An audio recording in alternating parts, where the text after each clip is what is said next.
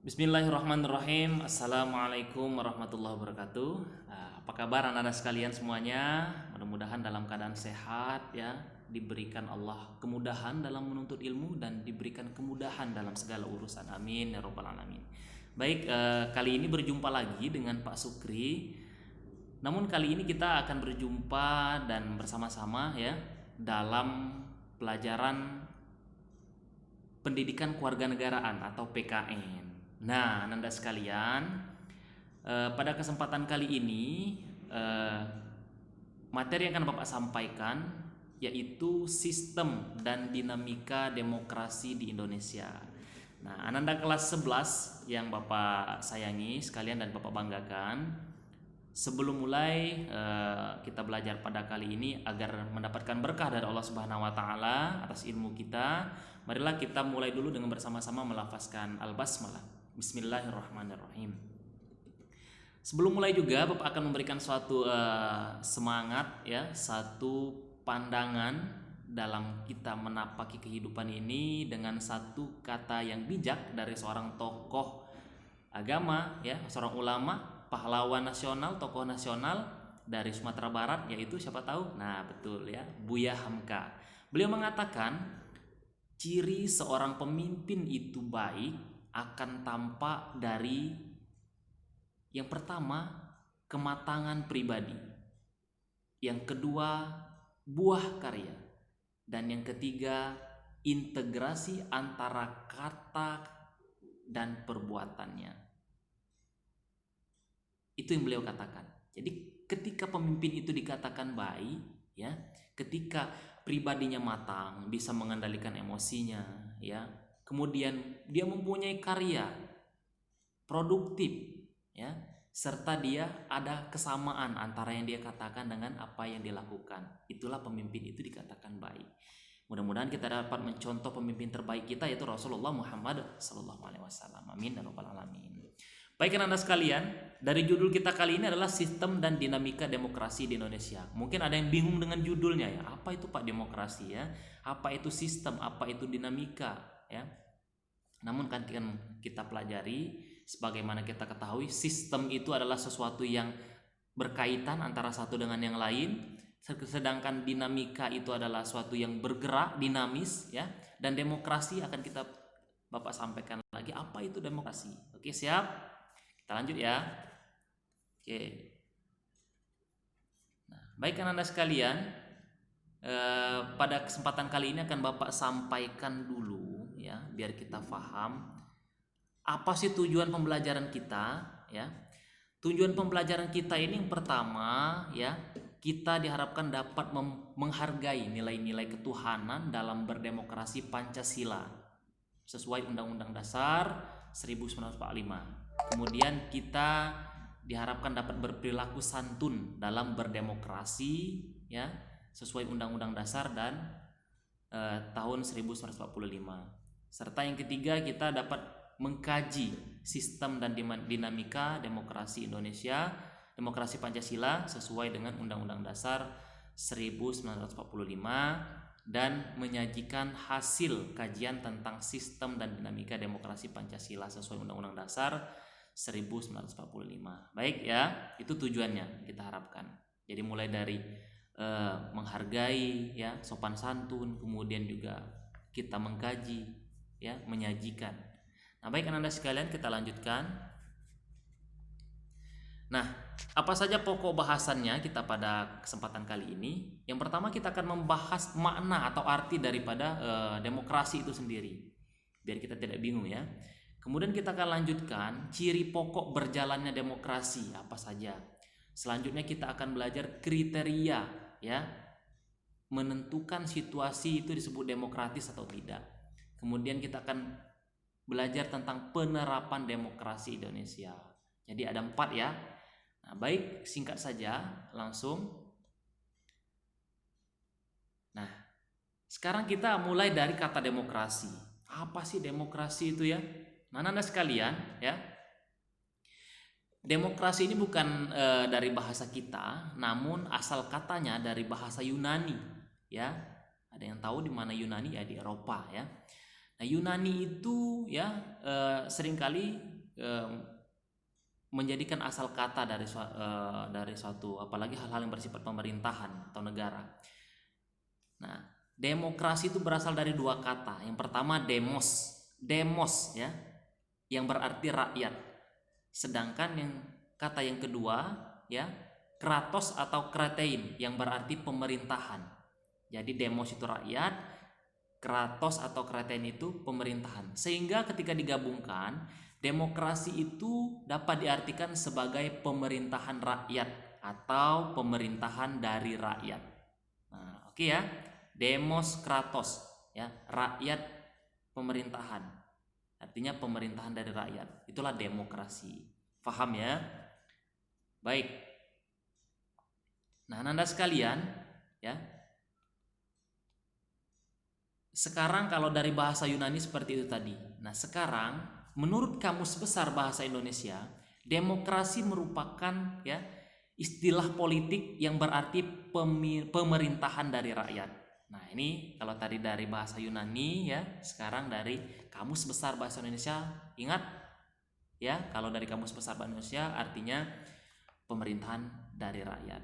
Nah, hal tersebut dapat diartikan bahwa dalam sebuah negara ya, demokrasi, kekuasaan tertinggi berada di tangan rakyat, di tangan kita ini ya, dan dijalankan langsung oleh rakyat atau wakil-wakilnya yang mereka pilih di bawah sistem pemilihan bebas. Ya, barangkali Anda sekalian belum pernah ya nyoblos pemilu, pilih presiden, belum pernah ya. Tapi pastinya nyoblos ya, memilih atau presiden OSIS pernah kan di SMP atau SMA. Nah, itulah salah satu bagian dari demokrasi. Rakyat yang ada di sekolah ini adalah rakyat, mereka sendiri yang menjalankannya. Dari rakyat, dari kita ya, yang akan memimpinnya nanti. Baik, nah sekarang ciri pokok berjalannya demokrasi apa saja ya? Disebut demokrasi tadi kan pemerintahan dari rakyat. Apa saja ciri-ciri kalau memang pemerintahan dari rakyat itu berjalan? Yang pertama, pemerintahnya menjalankan kepentingan rakyat atau kehendak rakyat. Ya, jadi kalau pemerintahnya hanya menuruti kehendaknya saja seperti kerajaan ya, apalagi kerajaan yang otoriter, itu bukan demokrasi namanya. Kemudian yang kedua, adanya pemisahan dan pembagian kekuasaan. Nah, nanti kita akan belajar apa saja pemisahan dan pembagian kekuasaan itu. Ya, bukan hanya yang menguasai satu orang ya, atau pembagian-pembagiannya seperti itu. Kemudian adanya mekanisme ya atau cara serta tanggung jawab ya dari pemerintah. Mekanisme tanggung jawab dari pemerintah. Bagaimana sih pemerintah itu bertanggung jawab dengan rakyatnya? Kalau raja yang semena-mena, sistem kerajaan ya, dia tidak punya tanggung jawab secara hukum. Nah, namun di demokrasi ini ada tanggung jawab mekanismenya. Nah, sekarang ada lagi kriteria. Ya, kriteria itu artinya poin-poin yang menentukan situasi demokratis ya, yang harus ada ya dalam situasi dikatakan demokratis itu. Nah, Anda sekalian, ya, di sini ada 7, ya. Di sini ada 7 yang Bapak sampaikan. Yang pertama, ya, maaf ya. Ya. Yang pertama, kekuasaan. Nah, dalam kekuasaan, pemerintah yang demokratis, ya, itu erat kaitannya dengan pelaksanaan kekuasaan. Jadi harus menghormati warganya, mendukung warganya untuk dapat terlibat dalam pemerintahan. Nah, seperti kegiatan-kegiatan politik. Makanya tidak boleh kalau ada pemimpin yang otoriter atau semena-mena, dia menghalang-halangi orang untuk duduk juga menjadi pemerintah, ya. Kalau di negara kita ini presiden, berarti dia tidak demokratis, ya. Dia menghalang-halangi orang, ya, atau tidak menampung aspirasi untuk orang menjadi terlibat dalam pemerintahan. Nah, itu berarti situasinya tidak demokratis. Yang kedua, nah ini sangat penting, keadilan. Adil, ya. Adil di sini perlakuannya sama, ya, terhadap seluruh yang warga negaranya, ya. Di depan hukum harus ada keadilan. Ini penting. Kemudian kesejahteraan. Nah, harus ada, ya, terpenuhi kebutuhan-kebutuhan untuk kesejahteraan, kebutuhan hidup ya, sosial seperti itu yang ada di rakyatnya. Yang keempat, peradaban. Nah, adanya kesempatan untuk berkreativitas ya, untuk mengembangkan pendidikan, untuk sekolah ya, kemudian berkarya serta ya berinovasi. Nah, inilah peradaban ya. Jadi peradaban itu suatu kreativitas, inovasi dalam setiap dalam warga masyarakat negaranya, sehingga kalau dia tidak apa membangun supaya masyarakatnya untuk berinovasi, berkreativitas, berarti dia tidak demokratis ya. Nah, itu yang keempat. Yang kelima, afeksi. Nah, afeksinya adalah hubungan ya antara rakyat dengan wakil rakyat ya, lembaga perwakilan. Jadi bukan dia hanya pemerintah dengan rakyat saja, namun adanya semacam, kalau kita ini anggota DPR ya, jadi rakyat itu ada wakilnya atau Dewan Perwakilan Rakyat atau parlemen, seperti itu demokrasi. Demokrasi itu ya, dia biasanya ada parlemennya atau DPR-nya. Negara seperti kita, Malaysia ya, ada DPR-nya, atau negara-negara lain ya.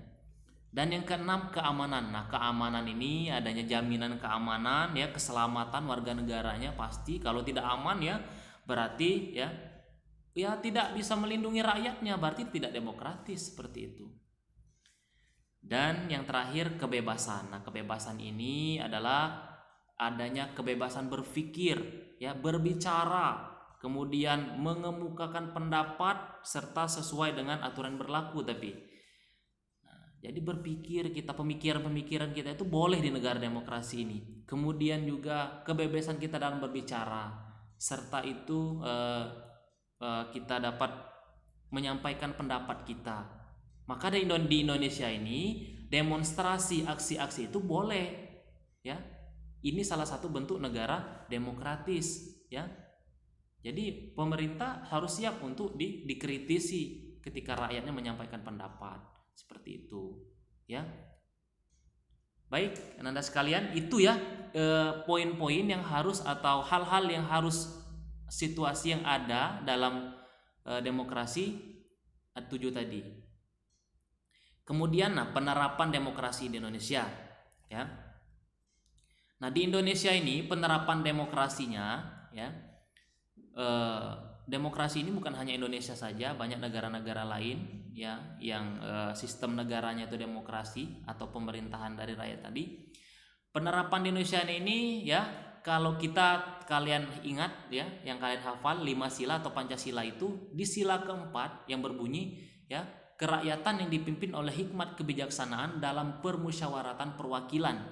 Nah, dengan dijiwai ya sila ketuhanan yang Maha Esa, kemanusiaan yang adil beradab, persatuan Indonesia, serta menjiwai sila keadilan sosial bagi seluruh rakyat Indonesia. Nah, disinilah sila keempat, itulah demokrasi ya, kerakyatan yang dipimpin oleh hikmat kebijaksanaan dalam permusyawaratan perwakilan.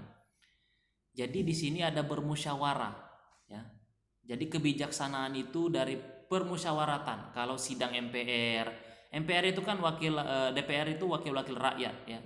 Nah, jadi pengambilan keputusan itu diserap dari rakyat, disampaikan oleh wakil rakyat atau DPR pada pemerintahan, sehingga keputusan itu merupakan aspirasi atau keputusan dari kepentingan rakyat ya. Nah, di sini kan kita banyak perbedaan ya. Nah, dengan perbedaan ini kedamaian ada ketika mau menerima perbedaan. Nah, diharapkan dengan banyaknya di Indonesia ini keberagaman, kita dapat berdamai ya, seperti itu. Oke, baik. Nah, sekarang kita akan lanjutkan kepada trias politika atau 3 asas ya dalam politik atau sistem dari demokrasi ini. Yang kita kenal trias politika ini itu ada yang pertama eksekutif, legislatif, dan yudikatif. Eksekutif siapa? Ya, eksekutif itu kepala negara, kepala daerah.